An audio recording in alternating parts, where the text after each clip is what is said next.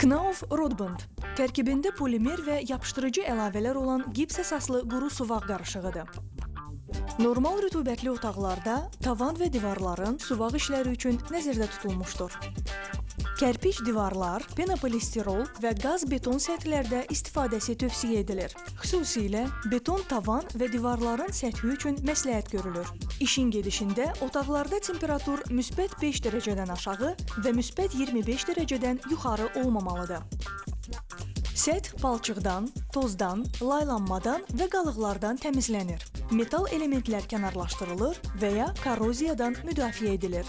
Silikat və keramik kərpiç, qaz beton və penokeramik bloklar kimi suyu hopduran səthlərə 3-ün 1-ə nisbətində su ilə qarışdırılmış Knauf Gründermittel astarı çəkilir.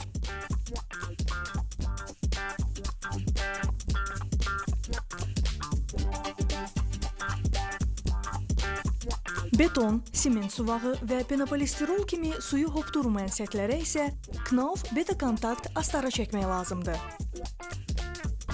Bu zaman ənənəvi metal toru quraşdırmaq vacib deyil. Astarın quruması 24 saatdan az olmayaraq davam edir. Səthin üzərində sinkləşdirilmiş poladdan suvaq mayakları quraşdırılır.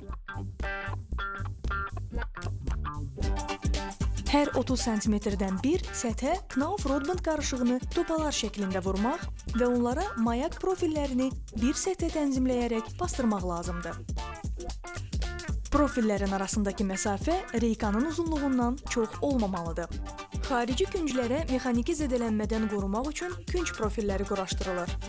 Knauf Rodband qarışığı künc profillərinin daxilinə 30 cm addımla çəkilir. Sonra profillər mərkəzdən başlayaraq kənarlarına doğru sıxılmaqla künclərə mayak profilləri ilə bir səthə tarazlaşdırılmaqla quraşdırılır.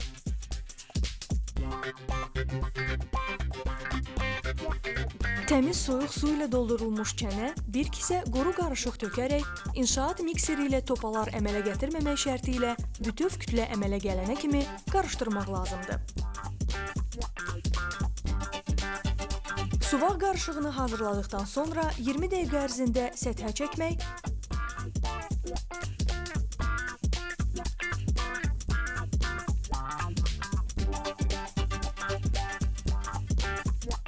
və H profillə hamarlamaq lazımdır.